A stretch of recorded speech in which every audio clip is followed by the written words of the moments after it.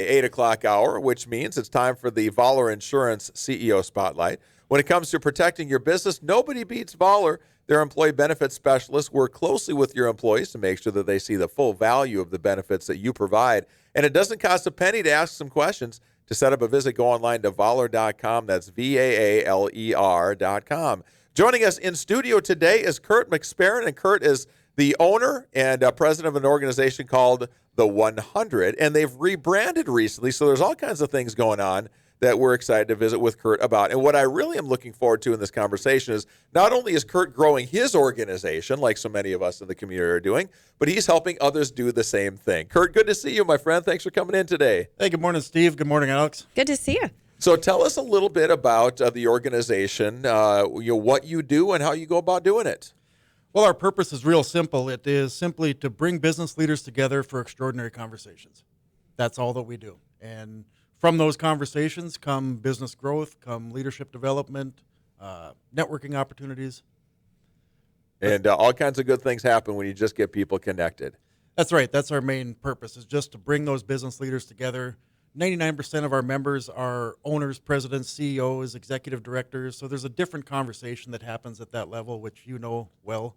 And that's the focus of our group, is to have those high-level conversations where business owners can discuss issues challenges that they're facing. Yeah, and sometimes it's just to be able to come into a group where you don't have to put on a happy face all the time, and you can let loose a little bit. And right. Because everybody who runs a business, especially those of us in the small business community, there's ups and downs. You have days when you're on top of the world, and there's days that it's a grind, and there's nobody that can understand that quite like someone else who's going through the same exact thing with you. Oh, exactly. I think the most extraordinary conversations that we have are when some of our members bring up particular failures that they've had. That's what other business owners really like to hear, is how did you fail? How did you recover from that? What process did you put in place to overcome that? Yeah. So those failure stories are often more valuable than the success stories. Well, Yeah. and through the failures comes the growth, though, a lot of times. Right. Without those, you don't really learn and grow. Right. And if you're a young business owner just starting out, if you can avoid a rabbit hole or some challenge that someone else has faced, all the better for you. Yeah, no question. So when you started your organization, you called it the 100. Now I see the name, the Executives Club of Fargo-Moorhead. What is the name of the organization now officially?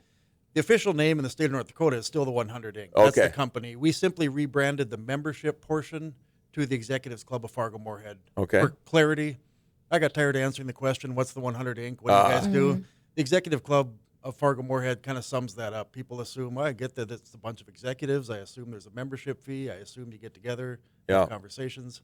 Yep, sounds good. So tell us about your organization first. Do you have any other employees besides yourself? Tell us a little bit about the structure of the company. Employees, no, it's just me. I'm the executive director, the founder, but what we have is 145 outstanding business owner members in town, business leaders.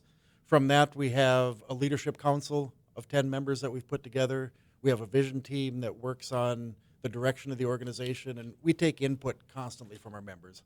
So I really don't run anything. The members give Sure. input on a daily basis as to where they want it to go. Tell us about that. Sometimes when you're starting out, you feel like, well, I'll kind of pick advice from certain people along the way, but you decide to actually put a board in place. Tell us about that decision.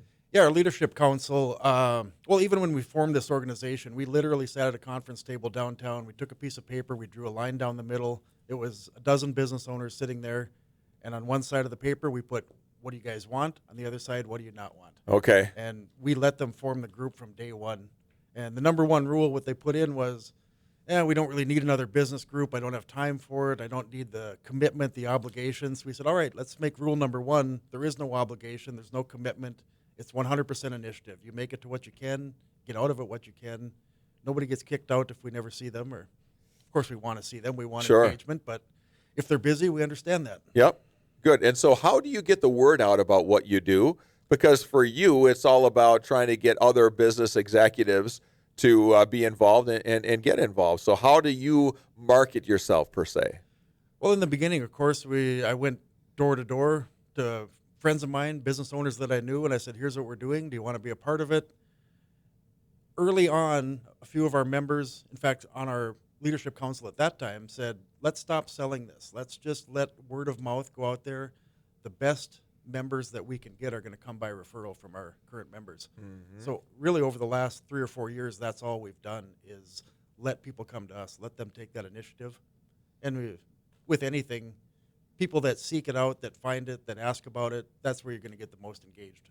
So most of your marketing then happens at your gatherings where you remind people, hey, let other people know about this thing too. Right. We've got a few seats open. If there's some outstanding business leaders in town you'd like to be a part of our group, tell them about it.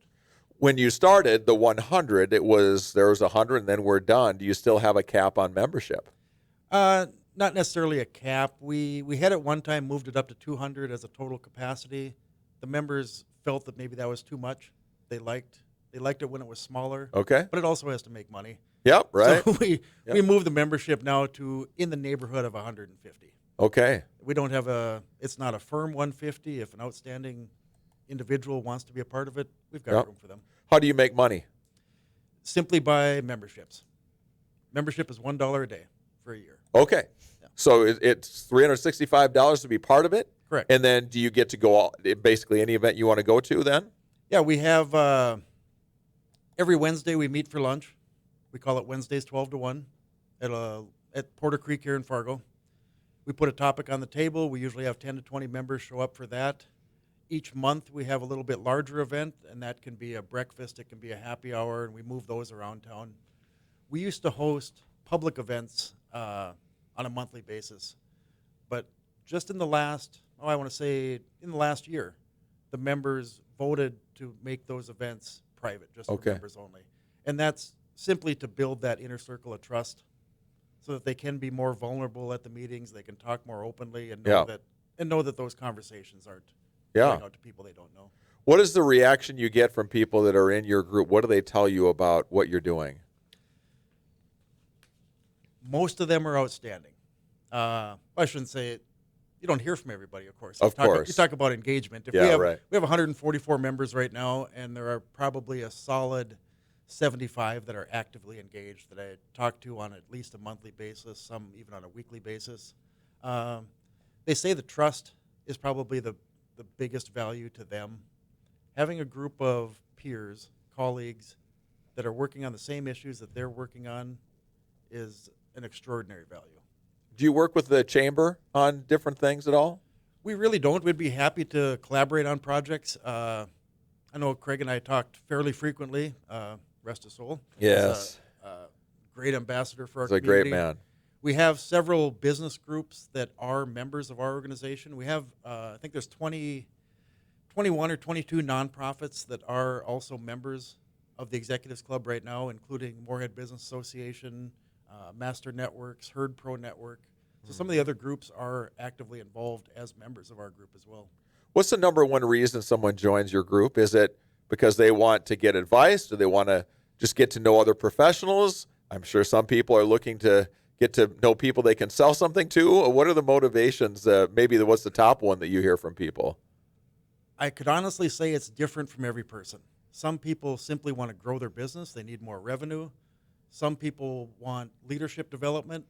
Some people are looking for significance or fulfillment in their life. Some people just looking for network opportunities to grow their inner circle.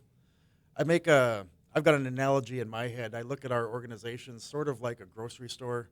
We've got our meat department, that's our leadership development. We've got our produce section, that's our networking group. I can't even think how I label it now, but our bakery section. Yeah.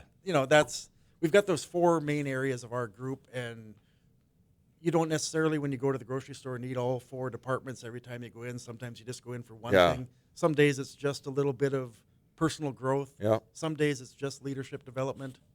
Some days it's just getting your business out there and networking in that regard.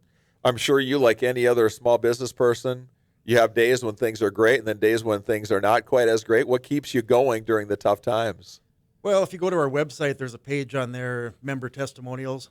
So I've collected testimonials from members. So yeah, when I'm feeling like nobody's engaged, they're not on the Facebook group, I'm wondering what everyone's doing, that's there.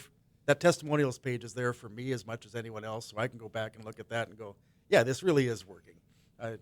Even though I don't see them this week, I know that they see value in the group and it works. And Isn't that the way it goes? when things are going well, it seems like you just coast along. But when things are going tough, you need to remember, and I call it self-talk. Sometimes you need to get yourself pumped up and remind yourself that I have had successes, I have had wins, and things have been good, and I'm going to do it again. It just might be I'm in a valley right now. Right. Momentum works both ways, and it's a phenomenal force. Good momentum can carry you through almost anything, and negative momentum can really drag you down. Yes. Yeah. I say it all the time. I shouldn't say we. If you wake up and you roll out of bed and say it's going to be a great day, it's going to.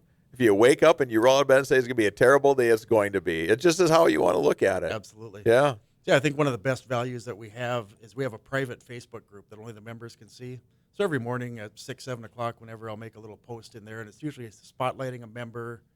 It's just something in that regard that the members can wake up, they can take a look at that and see what they're doing in their company. Yeah. Maybe a little inspiration or Yes. motivation. Yeah, very good. What does the future hold for the 100? What do you want this thing to look like in 10 years? Tough question. We really don't want it to grow in size. We simply want it to grow in value. The more value that we can add to our members on a daily basis, that's what's really most important. We're working on an exciting project I think you guys will appreciate. We're partnering with a local manufacturer to provide sponsorship opportunities for local businesses to sponsor on wind turbines in highly residential areas, highly populated. We call that the urban turbine. We were just talking about that today. I'm kidding about Yeah. that. I'm like, what? Is this a whole thing now? No, we're not. I was like, wow, that's ironic. We were just talking about the city commission And meeting we're last night. firmly against it at this point. You can try to change our mind here. Both your eyes are getting really big when I was saying that. Like- No. We used to hold an annual event called Executive Expo. We did not do that this year in January. We had done that for 3 years prior. We will certainly be looking at a larger annual event. We haven't decided what that's going to be this year, or if we even have one this year, or if we just sort of regroup and put that back together for next year. But those have been a lot of fun in the past. We held those at the Avalon. You were there last year. Yes. We recorded that. It was phenomenal. We Yes. appreciate you doing that. And I think we had roughly 300 business leaders in attendance, 20 speakers. We'll do something like that Yeah. in some capacity going forward. I'm telling you, Zach Paulson and Wes Henry's speech on acquisitions, I was taking notes as fast as my fingers could type. I've still got them somewhere. I mean, just the wisdom that you have from people that have just done what you need to do coming up fairly soon in many cases is worth gold. Yeah, and look at the growth of True IT over the last few years. No Phenomenal. kidding. And Absolutely. in fact, that meeting that I spoke of where we sat down and took that piece of paper, Wes Henry was member number 1 Okay. that day, and he still is member number 1. How about that? Yeah, he was one of the ones at that meeting, and at that meeting he said, well, what's this thing going to cost? I said, I don't know, maybe $1 a day, something like that. He said, I'm in, and he wrote me a check, and away we went. There you go. That was the little catalyst that we needed. Finish the sentence for me. The number one thing that business owners struggle with is blank. Today, in Fargo-Moorhead, workforce. It's still the thing. Yeah, without a doubt. Just finding people. Finding qualified employees, employee retention, employee motivation, connecting with millennials. We've got a growing millennial workforce, and it's always a challenge. How do we keep everybody engaged Yeah. and motivated? Well, we could do a show on every one of those subtitles there because there's a lot there. Kurt, it's great to see you. Congrats on what you've done, and all the best for continued success going forward. Thank you, Steve. Kurt Appreciate it. McSparron from the 100. And if you want to find it, what's the website, Kurt? The website is the100.work. Okay, the THE100. .work. Oh, say that again. KG10. THE100. TA. Okay, the 100.work. Very good. The CEO Spotlight is brought to you by Vaaler Insurance. Their employee benefits division specializes in taking pressure off your HR staff so that they can focus on other tasks. They offer employer solutions, HR assistance, employee education. Growing to serve you better. That's their motto. Go online to Vaaler.com to find out more. Vaaler.com. 821 here on the Need to Know Morning Show on AM 1100 The Flag. When we come back, we've still got some